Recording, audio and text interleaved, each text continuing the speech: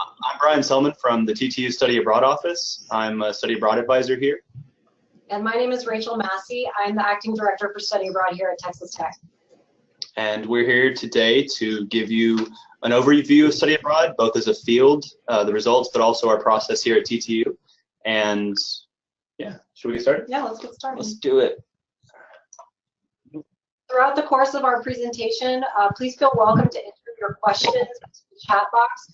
We are going to leave plenty of time at the end to answer each of your questions as they're answered. So you can save them to the end if you prefer that way, but we will have plenty of time for Q&A.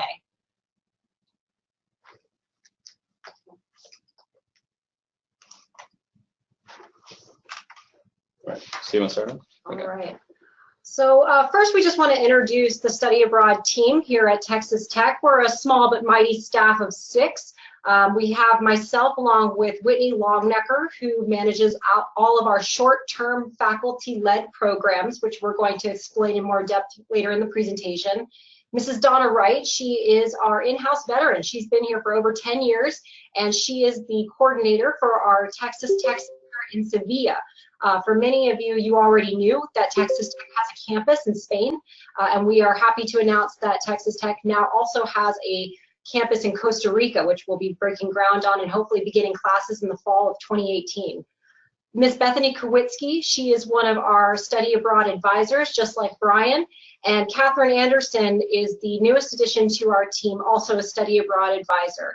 Brian and Catherine are coming to Texas Tech directly from UT Austin, but we try not to hold that against them. So, Brian, Yes. why don't you go over what we're going to cover tonight? Okay, and so, like I said, an overview of Study Abroad. Today we're talking about the who, the what, the when, the where, the how, all of our study abroad programs. But right now, to start off with, I want to address the why. Why should a student study abroad? And what does the research show? Before I go to the next slide, I want to mention where I got these statistics. The University of California at Merced compiled many different studies that have been done on study abroad students. There's some from the University of Georgia, there's some from University of California, there are others from populations in the UK. And so as a conglomerate, this is just the study abroad research as a field. And so let's get started with what study abroad can do for our students. Okay, so starting with the academic benefits. Generally, students, no matter what their major, no matter if they study abroad or not, their GPA will increase as they go along college, as their experience goes on. But with study abroad, it has been shown in a study that study abroad students, their GPAs rise twice as quickly as their peers. So most students see a GPA increase if they study abroad. This is due to age, this is due to having more experience, but we do find that there is there's more of a commitment to learning after a student studies abroad for a variety of reasons. And these benefits come back with them after they end their study abroad. Study abroad students are 19% more likely to graduate than peers who do not study abroad, and they're 15% more likely to graduate in 4 years as compared to peers. Let's see. Also, the graduation rates in 4 to 5 years, research has found that this is even higher amongst students of color. There are other academic benefits. One study showed that 90% of study abroad alumni who applied got into their first or second choice graduate school. Rachel is an example from one of her students. Yes, I had the fortune of advising a young man. He's a music major with a great passion for history, and he wanted to study abroad for a semester with one of our partner universities in Limerick, the University of Limerick. He had such a terrific experience during the fall that he came back, met with me, and said, I'm returning for my master's degree. And he actually is there right now completing a graduate degree in music at the University of Limerick. We've seen finance majors who went to Shanghai to learn Mandarin and business for a semester score exceptionally well on the LSAT. One of my former advisees named Brandon, I'm happy to share, just started UT Law School, one of the more prestigious programs. And so we can really see those academic benefits showing up in the day-to-day when those students return and share with us how study abroad triggered new passion, like Brian said, a deepened commitment to their education and their learning. Study abroad, the learning classes, that is the most traditional way to participate in study abroad. However, it's not the only way. And so we're going to be talking about some of those other ways in just a few minutes. But first, we thought we'd share with you straight from the horse's mouth. Here's what a student had to say about her semester at our campus in Sevilla. Studying abroad in Spain has been a goal of mine since my freshman year at Texas Tech. As a history and Spanish student, the unique opportunity to study the language while living in a city rich with centuries of history was perfect. Also, experiencing discomfort and humility is a vital part of my self-education. And what better way to experience that than living in a foreign country, immersed in a foreign language? Multiple scholarship and financial aid opportunities turned a sticky note on a corkboard above my college dorm desk into a reality. We do not prime them for these quotations. They just really are that wonderful in sharing about their experiences and encouraging their peers to go when they return from their study abroad experience. So let's talk a little bit about some of the professional benefits, which are always a nice complement to these academic benefits that we've just covered. Brian? Yes, could I just briefly give a mic check? I saw a few messages in the chat that said we were cutting out. Is it better now? Could someone give me some feedback? Yes, sounds fine. Okay, sounds good. Awesome, thank you. Okay, forward. So professional benefits. Studies have shown that 97% of study abroad students found employment within 12 months of graduation. And that's compared to 49% of college graduates who found employment within the same period. And so 90% of those study abroad alumni found employment within their major, within their field, within 6 months. In addition to this, 59% of employers said study abroad would be valuable in an individual's career later on with their organization. So employers also understand that study abroad is important, and this is likely representative in the fact that study abroad students are allowed to find jobs.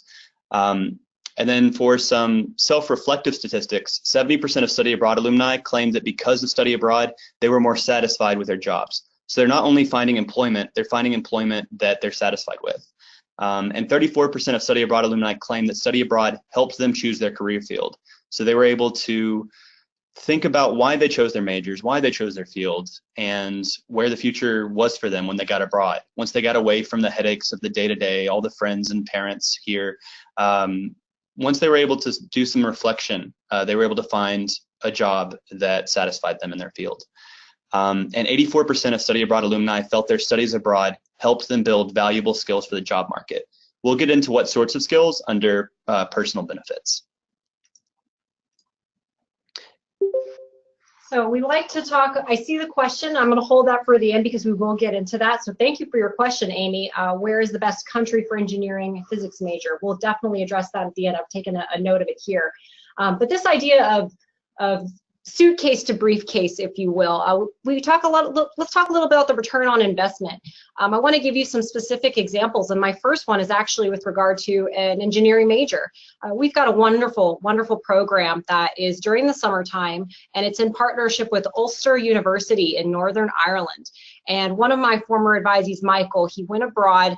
All of the engineering majors at Texas Tech University are required as part of their degree plan to have an international education experience. For those of you who don't know, Texas Tech is the only university in the United States that has this degree requirement. And we tell the engineering students the reason why is because your college sees the professional benefits of having exposure at the international level. Brian just went over how they're able to make those connections between what they're learning in the classroom and what they're learning in a global community and bring that to an interview, talk about that with employers, and really stand out amongst their fellow candidates. And Michael was no exception. When Michael got back from Northern Ireland, he attended the engineering job fair right here on campus and snagged himself a summer internship with NASA. And if that's not impressive, I don't know what is. We had an advertising major who went abroad for a semester through an exchange with Manchester in the United Kingdom, and she got a job straight out of college. She was hired for Southwest as an intern, and of course, Of course, they offered her a full-time position because her internship was just an opportunity for her to really shine and show some of those professional skills that she had picked up on while she was studying abroad. So 25% higher starting salaries when compared to college graduates who don't study abroad, that's not insignificant. We understand that there is a lot of bad information or misinformation, if you will, about study abroad being unaffordable, an expensive vacation, only for rich kids, things of that nature. And what students don't often understand is not only can it be very affordable if you're choosing your program correctly, it can also be a huge return on investment if you're selecting your program intentionally, thinking about those professional benefits and how study abroad can perhaps fill some of the gaps on a resume based on how students are maximizing their time abroad. So here's another quote from one of my former advisees, Brooklyn. Brooklyn is terrific. She did an internship abroad in Ireland during the summer of 2016 and had such a terrific experience that they invited her to come back the following summer. So she interned abroad twice. She'll be graduating in May, and I will not be surprised if they make her a full-time offer. Her quote, "At first I felt scared and alone, but I made friends and had experiences that made me fall in love with Ireland so much that I went back the very next summer to intern abroad again. Because I returned, I earned a promotion at my job placement. I have multiple sources for recommendation letters, and if I want a job every summer in Dublin. Interning abroad twice changed me for the better, allowed me to see my full potential, helped me to feel certain about my career choice, and introduced me to so many incredible people. My advice, go. It'll be okay. I know a lot of people are scared to intern abroad, but this is the best time to do it, so do it now, you won't regret it." We like to think about interning as like tasting all the flavors at an ice cream store. Sometimes students are between fields. They're going back and forth about which trajectory they want to choose as professionals. And so interning is a really great way to get that practical experience that can help them realize they're on the right track or they need to make a change. And Amy, thank you for your question. We will address those questions at the end of our presentation, but keep them coming. As for personal benefits, so we've done academic, we've done professional, personal. 84% of study abroad alumni felt their studies abroad helped them build valuable skills for the job market. Also, a German study found that study abroad helps students build openness, conscientiousness, extroversion, agreeableness, and emotional stability. And these are the same sorts of traits that we see in our own students, and similar studies have been done in the US that show a similar trajectory. Students come back more mature and with these types of soft skills.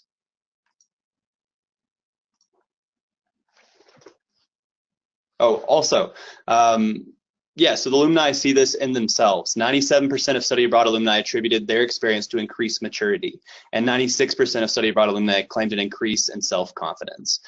So our students are coming back not only better prepared for the job market, not only to succeed in school, but also feeling personally fulfilled and feeling like they're getting towards their best possible selves.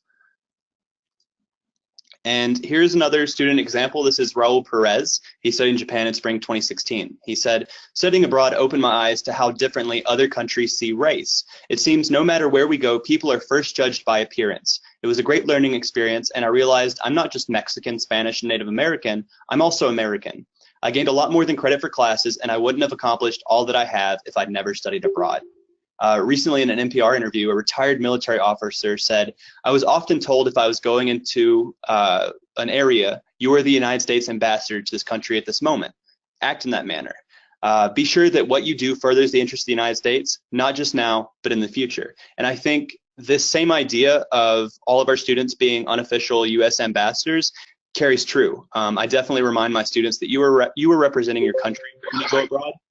And oftentimes, at least in my experience, identities are only recognized once they come into contrast where one finds themselves. For Raul's example, he realized that he was American once he went abroad. I think for a lot of these students, this is the first time they've really had to come to grips with their American identity.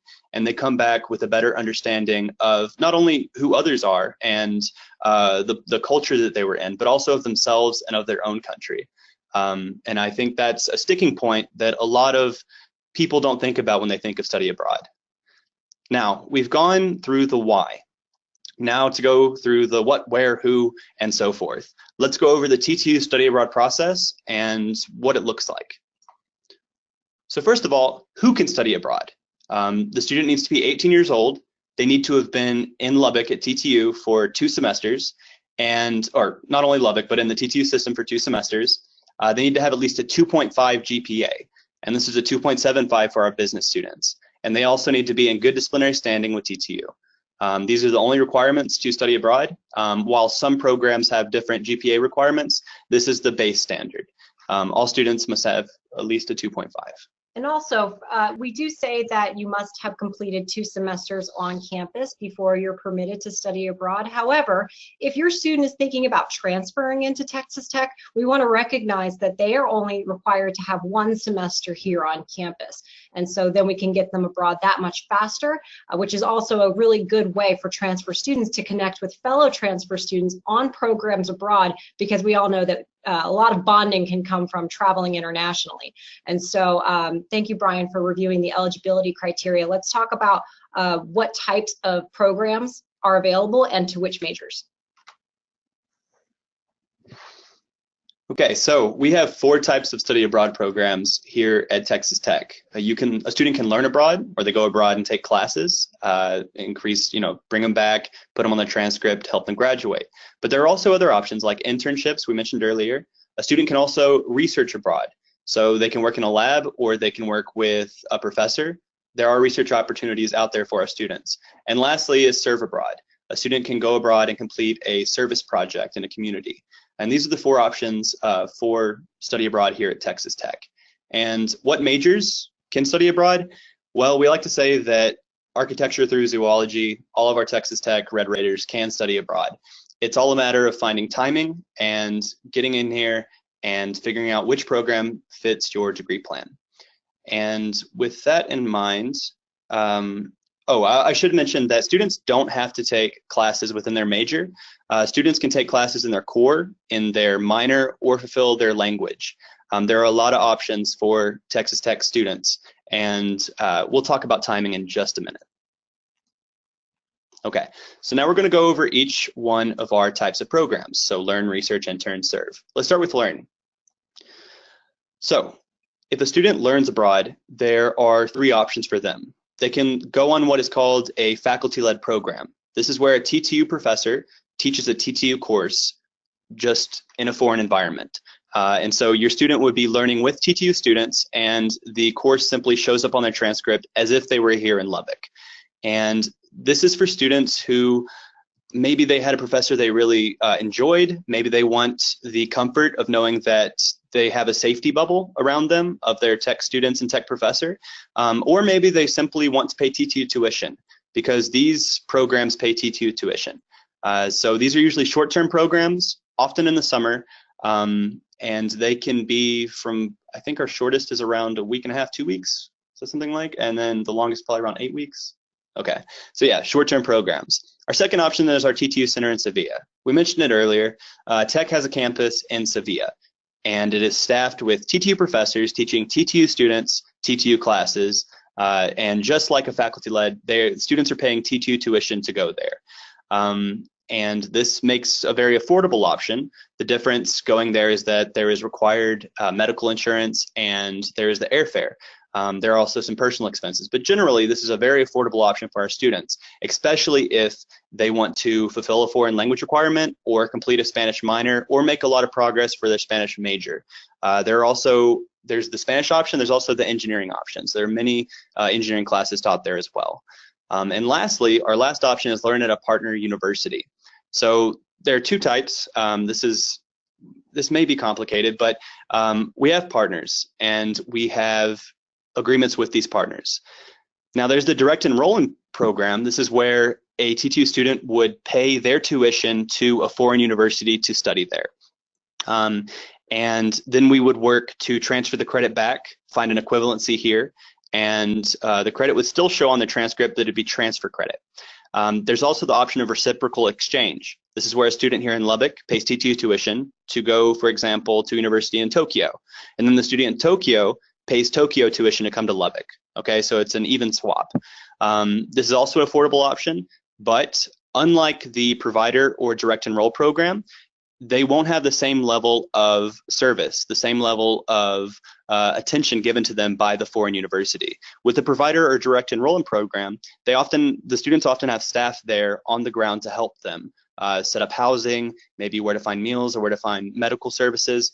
Whereas in an exchange program, yes, you're paying TTU tuition, but you're just a foreign student at a foreign university. You don't have the same level of support there. And so we only recommend this for students that are, they need to have a 3.0 GPA and they need to be independent. They need to be go-getters. And so these are our Learn Abroad options. All right, so now let's talk about the students who want a little bit more of a hands-on approach to their international experience. These are the students who are curious about research abroad, internships abroad, and service abroad, rather than the traditional taking classes and earning credit, which Brian just covered.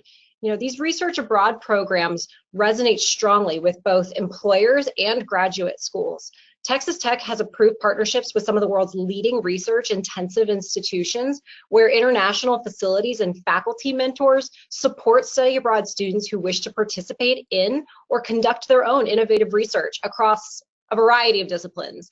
It's not just for STEM majors, folks. This is for any discipline, whether it's looking through the archives of a library in Spain because you're a history major, or perhaps you want to study ethics in an international context. Students engage in faculty supervised hands-on projects with results that culminate in the preparation of a research paper, something that they can take back and present on at their home institution. So if students want their resume to really stand out when they graduate, they can develop field or lab-based research skills at the undergraduate level, and they absolutely will set themselves apart from the rest of the pack. Personally, I did undergraduate research abroad, and it was this, I tell people, it was the smartest thing that I did as an undergraduate student. That was what people wanted to ask me about in my interview.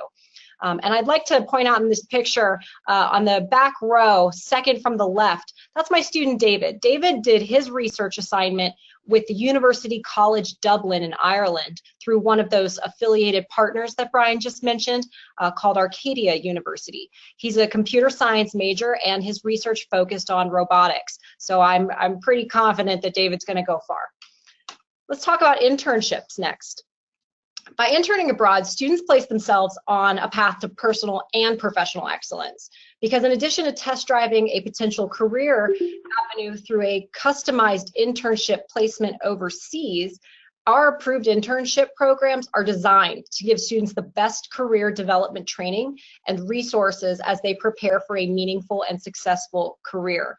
So they're not going to be fetching coffee, y'all. They're not going to be just making copies. They're going to be put to work in an environment that aligns with their academic experiences and their professional goals. These international internships are a tremendous way to help students take charge of planning their professional future. I mentioned the taste testing at the ice cream store. If they're kind of torn between fields, this is an awesome way to test the waters somewhere while also doing some international networking.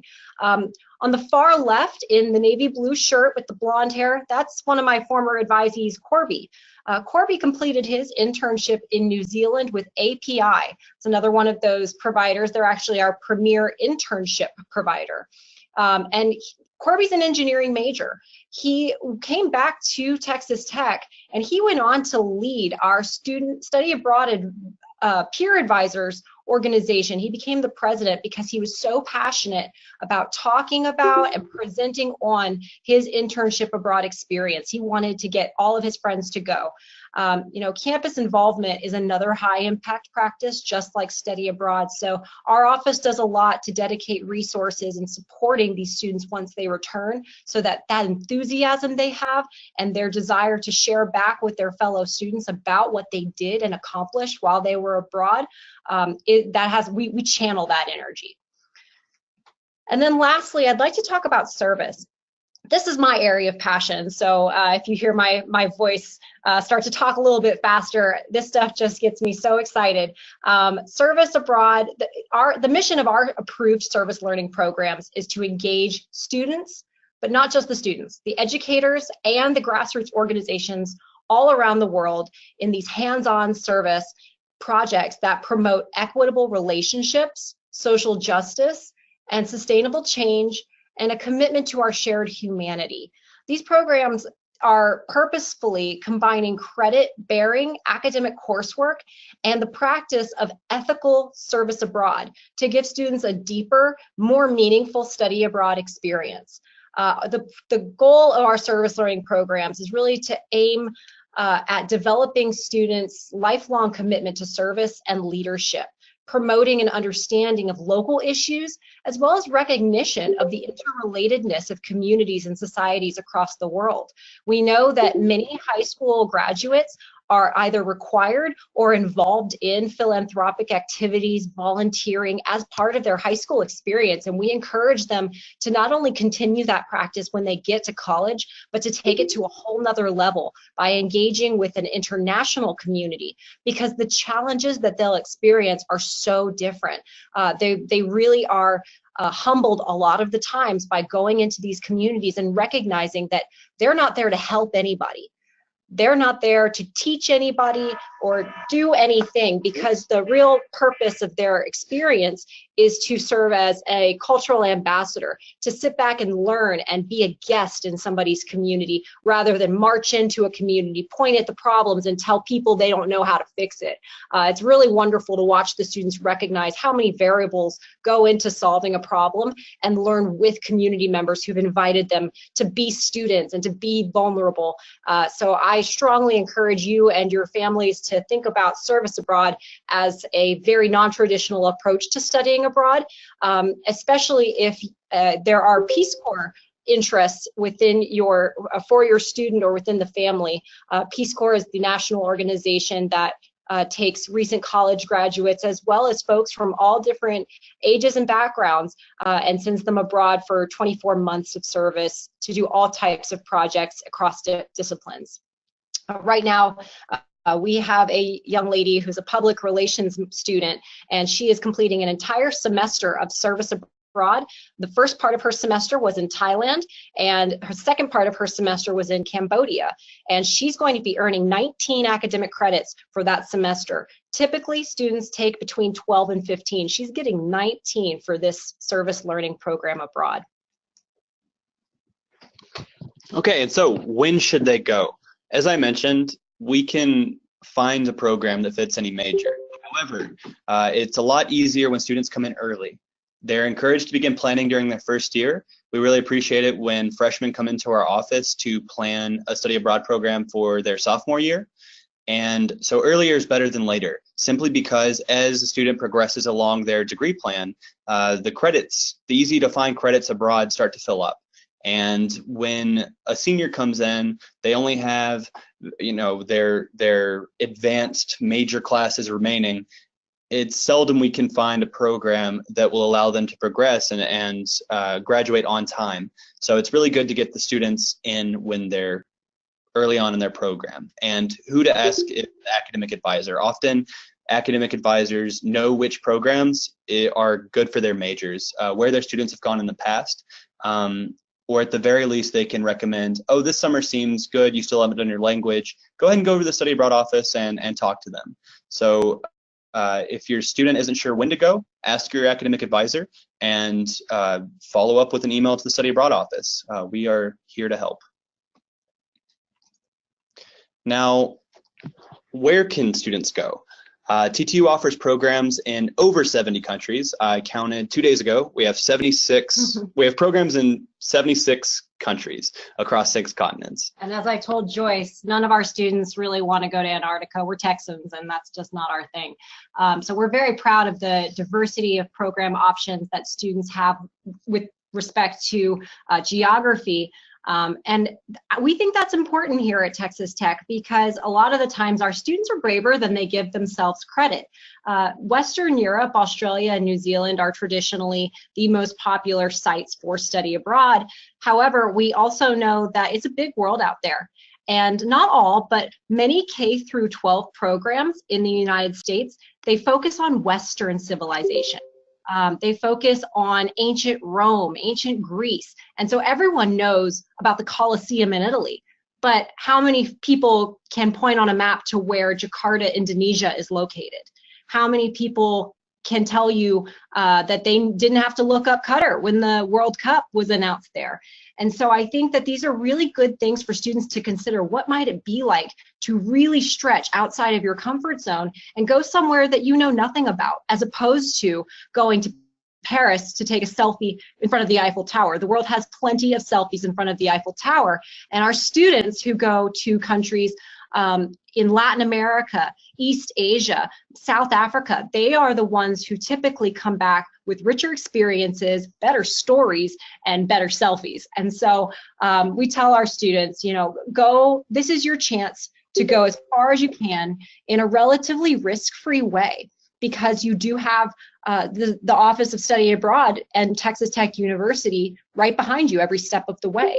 And one of the things that I tell audiences sometimes is a few summers ago, we sent 6 students to Russia, all 6 very, very brave Russian scholars, and 5 out of the 6 wanted to be there for the 10-week program. But there was one student who, he was only signed up for 5 weeks. And when I asked him if he wanted to do the 10 weeks, he got a bit flustered and he said, I'm already going for 5 weeks. That's a long time. I'm going really far. You know, please don't push me. This is a big deal. And I acknowledged, yes, you're absolutely right. 5 weeks in Russia, that's a big deal. Well, his first week in Moscow, I got a phone call saying, Miss Massey, please, I know I said I only wanted to be here for 5 weeks, but now that I'm here, I'm happy. Can I stay for 10? So our Red Raiders are much, much more courageous than they give themselves credit for in choosing countries that they don't know the language, they can't pronounce, as opposed to going all to the same country that, you know, their friends or their significant others are choosing, because that's what's familiar. It's an opportunity to get comfortable being uncomfortable. So this is one of my favorite slides. All right, Brian, let's talk about housing. Housing options. So one question we get a lot is, where am I going to live when I'm there? It really depends on the program. So there are pros and cons to each. I always ask the audience, my students, to give them to me. When I talk about host family, you may think, yeah, there are some cons. There is maybe a lack of freedom, but I tell them, hey, a lot of these families have been working with students for a very long time, and you're adults. So talk to your host family, talk about your curfew. When do you want to come home and when do you need to be home? Talk about house rules. They're usually very accommodating. And then, yeah, so living with the family can have its cons, but there are so many pros. Oftentimes meals are thrown in. Oftentimes those are included in the price. Oftentimes, in my case, I lived with 2 host families. Both times they did my laundry. That was very nice. I didn't have to do my own laundry. And you get an opportunity to really learn the culture because you are eating every day with the family, their own family meals. You're included in their conversations. If there is a birthday in the family, you're included in the birthday party. And also, this is often overlooked, but you have a person of contact, a local who knows the area. And if there's something you're interested in, you have someone right there to ask. So host family is a great option, especially for students who want to work on language. Then there's residence hall. So there are pros. You are nearby your classes. You have you know, an area slotted for you that is often affordable, and you have access to all sorts of student communities in the area. There are cons, just like any dorm room. There's often a shared bathroom. Often you have to have a roommate, but residence hall is often a very good option for our students. And for apartments, it's a similar story. Oftentimes these apartments are located near the campus, and often you have suite mates and a shared kitchen area. But we promise our Red Raiders you will not have to read a lease in German or Chinese or Arabic or Russian. It will be in English, so you understand exactly what you're signing up for when applying for this program. And so when looking at programs, it's important to look at, where will I be living? It's often on the program site. Okay. Now, another question, of course, I get all the time is, Brian, how much is all of this going to cost? Once again, it really depends. Here are the big 3 factors that you need to consider when considering cost. One is program type. Okay, so faculty-led, Sevilla, you're paying TTU tuition.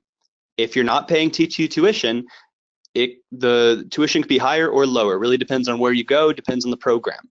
It is their prerogative to set the price where they want to. And so program type is definitely the first thing to consider. Program length is another one. Now, what's going to cost more, 2 weeks in Mexico or a year in Japan? Of course, the year in Japan. You have to put food in your belly. You have to pay for that bed you're going to sleep in. But when considering cost, you don't only want to consider the sticker price. You also want to consider the value. Now, some students may want to do a short 4-week internship in Australia, but I say, look, you're going to go 4 weeks in Australia. You're already paying $1,500, $2,000 for that airfare there and back. That value that you're getting per week is much less as compared to if you were to lengthen this internship to 8 or 10 weeks. So you really need to think about value. Oftentimes, the per week is much less when considering a semester option as compared to a summer. Also, summer is the most popular time to go abroad. And so that also means that there are more students applying to the funding out there, scholarships. And if you go in the semester, you're competing with fewer students, and there's money for you out there. Now, location is the third part you want to consider. As Rachel mentioned, the most popular destinations are Western Europe, New Zealand, and Australia. But if you get outside of that zone, outside of the place where everyone goes, oftentimes the cost of living goes down. It's cheaper to live in any example. Chile. It's much cheaper to live in Chile than in Paris or Rome or London. Everyone knows that. But also, when you write your essay for your scholarship and you say, I'm going to Chile and not to Australia, you might be one of 3 or 4 applying to scholarship going to Chile, where you have 40 people going to Italy. So you stand out to the scholarships, and this is something to think about when planning your finances to go abroad. And speaking of finances and planning and scholarships, let's look at funding options.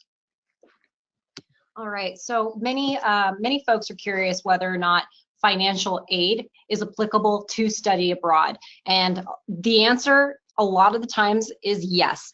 However, we are study abroad experts. We are not financial aid experts. And so for that reason, we take very seriously our relationship with the Office of Financial Aid. And in fact, there is one financial aid advisor who specializes in study abroad and talks to students about how their aid applies, over which terms, to which kinds of programs, and whether or not they're interested in taking out a loan to supplement the aid that they may already be receiving. So financial aid can apply to study abroad, which is a great way to be able to afford this option. The Study Abroad Competitive Scholarship is an in-house scholarship that gives away between $350,000 to $400,000 on an annual basis to Texas Tech students who are studying abroad. But we're not the only office here at Tech that gives away money. Your students' college or department may have scholarships. Your students' offices they work with may have scholarships. I did see a question earlier about military veterans. We are very fortunate to be a military-friendly campus, and so we have a military and veterans programs office that has scholarships that can be applied to study abroad. That would complement the Hazelwood Act benefits as well as the GI Bill benefits that a military veteran would be eligible for, as well as military dependents a lot of the time. So if you have military in your family, thank you for your service, and please let's find a way to use those benefits to help you travel the world as a student instead of a soldier. And then of course the affiliate program scholarships are pretty tremendous too. Brian mentioned that they can be a bit more costly, and they try to offset that by saying, you know what, we're going to just knock $500 off because you're a Tech student. That's all. No application needed. And then national scholarships. We're very lucky to have several programs and workshops in place that encourage Texas Tech students to apply for large national scholarships. Some of you may have heard of the Benjamin Gilman Scholarship that is for high financial needs students, and we see several Texas Tech students receive awards from the Gilman between $3,000 and $5,000 almost every single semester. To answer the question that just popped up, because it is relevant to what we're speaking about now, this financial aid advisor who specializes in study abroad, her name is Nikki Nordell. So if you would like some more specific information about financial aid as it applies to study abroad, Nikki Nordell would be the contact there to whom we are referring. So moving right along, let's cover safety considerations and try to wrap up our presentation. Okay, so safety considerations. Our number one concern as a study abroad unit is safety. That's what we pride ourselves on. As you can see at the bottom, we've never lost a red radar abroad, and we don't intend to. Now, how do we do that? There are several steps. There are several things we do to ensure safety abroad. Okay, first of all, we have a staff member here at the OIA that routinely monitors security around the world. So he is hooked into State Department channels, and he continually, routinely checks countries around the world. When there is a security issue, he considers whether it is pertinent to close programs there, and we will close programs even if students are already abroad if it is not safe. Beyond that, the host families, as I mentioned, often have long histories of working with students. These host families are vetted by their programs. Comprehensive health insurance. Every tech student is enrolled in medical insurance before they go abroad. Oftentimes, this health insurance is even better than the insurance students have here in Lubbock. So they're covered by insurance. Enrollment in STEP. This is the Safe Traveler Enrollment Program through the State Department. What this means is, let's say I'm traveling to Moscow, and I enroll in this program saying, I'm traveling to Moscow. Anytime there is a safety concern, if there's a demonstration, if there is a natural disaster, if there is a shooting, I am alerted through email, through text, through the STEP program. Also, passport scans. All tech students are required to upload a scan of their passport before leaving the country. This scan must be of high quality, no fingers in the way, must be signed. Why do we require that? It's because if a student loses their passport while abroad, it's a lot easier to get that replaced if they have a good scan, which they will have stored on EdTech. There's also an on-site orientation for almost all of our programs, an orientation where the student arrives, they're oriented with the area, often given general recommendations on how to remain safe while there, as well as itineraries, whom to go for if there's a medical emergency, so forth. And lastly, we have mandatory check-ins. Once our students land in country, they're required to check in with us and let us know that they're safe. And as far as safety is concerned, I want to end with this quote by Mark Twain. 20 years from now, you will be more disappointed by the things that you didn't do than by the ones you did do. So throw off the bowlines, sail away from the safe harbor, catch the trade winds in your sails. Now, I'm not saying that every place in the world that nothing could ever happen to a student while abroad. That's simply not true.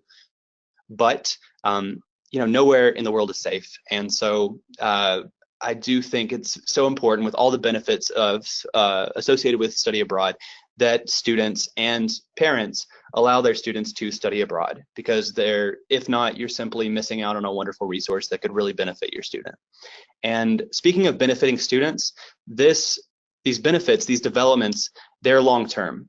It's not like they come back and everything reverts back to how it was, no.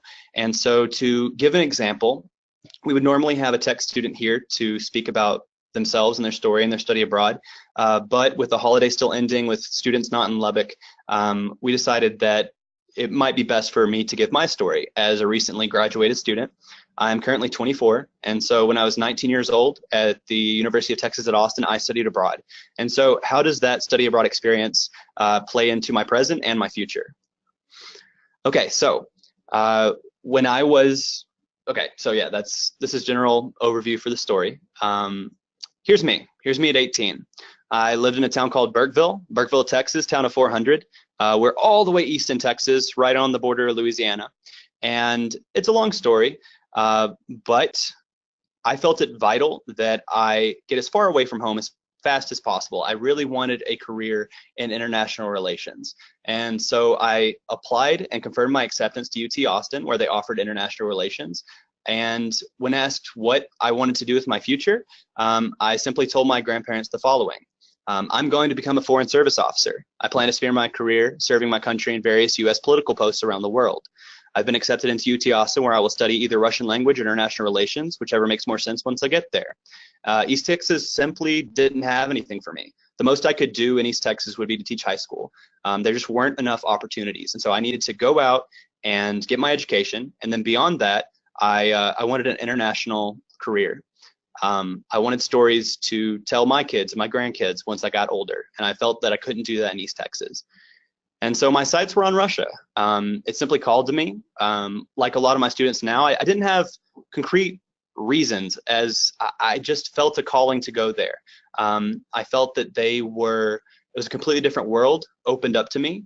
And after reading the history of US-Russian relations, I just felt that I could make a difference. I felt that I had the background and the people skills that I could make a difference in U.S.-Russian relations, and I wanted to put myself in the position where I could affect change. And so what could I do in East Texas? I practiced my Russian every day, and I watched Russian movies and did all I could to understand the culture before starting university. And then during my first month at UT, I went straight to the study abroad office and got it set up to go to St. Petersburg the following fall. So my sophomore fall, I studied abroad for a semester in St. Petersburg, Russia. And this was my university, Smolny Sobor, so a cathedral in Russia. And once I got there, I was blown away by how different it was, of course. I was studying right by a cathedral. It's a long story, but this is a transformed cathedral. It used to be a cathedral, but now it was a convent. Now it's part of a university. And everything was different. The teaching style was different. I met Americans from all over who were also learning Russian there. There were Russian conversation partners. I felt blown away, not only being in a new culture, but also being in a city. I was from a town of 400. I'd been in Austin, a town of close to 1 million, for about 8 months. But then moving to St. Petersburg of 5 million was just a huge, mind-blowing experience for me, and simply not something I could do in Austin. This was my apartment complex I was living in with my host parents. As you can see, very different from the trailer I grew up in. And seeing how these people lived in these small apartments and learning their history. I had 2 older pensioners who told me all about the Soviet Union, about living through World War II. And it was a great experience. I learned a lot about their culture and was constantly comparing where I was with where I was from. And so beyond exploring Russia, I was also exploring myself. I was learning so much about where was my position in the world? Was Russia really right for me? Was this foreign service thing actually was this a thing I could accomplish? My Russian was getting better, and I was starting to feel more comfortable in the culture.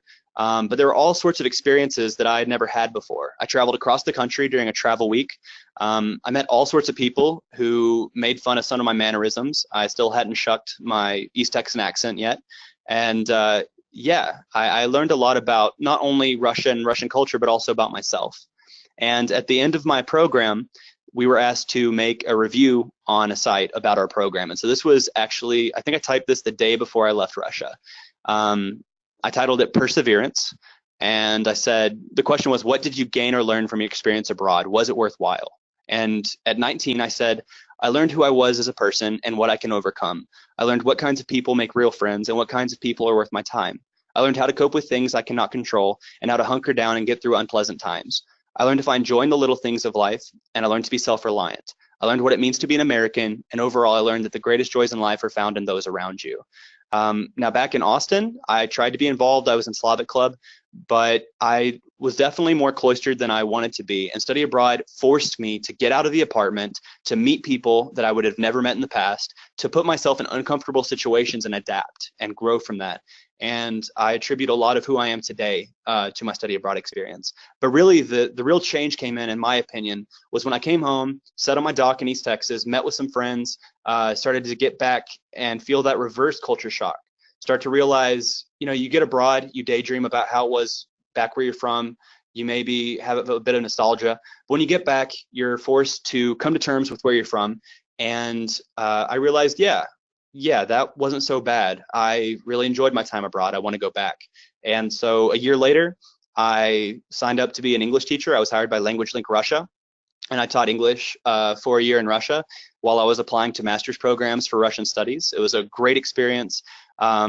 Oftentimes study abroad students actually go back. They want further international experiences. It's not something that just stops. You don't just revert back to the person you were. You want to keep it going. So I moved back to Russia, was accepted by the UT Austin Russian language program, and fully paid.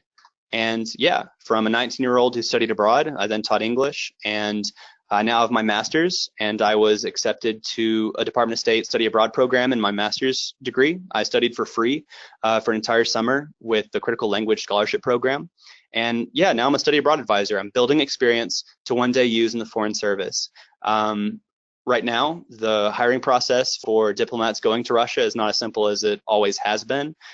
During a normal year, I really think I would be in a diplomatic post, but as it stands, I'm building good experience, and I hope in the future, I plan in the future to still be a foreign service officer. And study abroad gave me a chance to sort of get a taste of living abroad and what that may be like. And so with that in mind, with my story and all we've talked about, I'm asking for a call to action now. What is the call to action that we want from this program? If you are even interested in study abroad, if anything we have said resonates with you, I ask that you go to our study abroad website. It is studyabroad.ttu.edu. You can simply Google study abroad TTU, and this is our homepage. And there is a lot of information in those tabs above, including the second to the right, you see parents, guardians, and mentors. There are resources just for you there.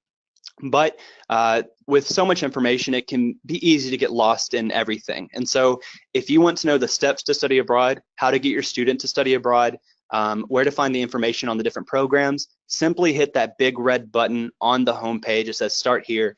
Those are the steps to study abroad. And so that's our call to action. That's what we ask of you. If anything here you've liked the sound of, please look us up. That's studyabroad.ttu.edu and the big red button. We also do have a social media presence, as everyone has to these days. And so by all means, if you're a Facebook user, follow us on Facebook. If you're more of an Instagram person, you'll see plenty of examples of our students who submit testimonials like some of the ones that we shared with you today. And not only student spotlights, we do faculty spotlights. We highlight the Texas Tech professors who are very intentionally designing study abroad programs to expose their students to a greater world beyond Lubbock, Texas, beyond Texas, and beyond the United States. I personally don't have a Twitter account, but we do have a Twitter account. And so, you know, if you are more of a face-to-face person, just come on to our office.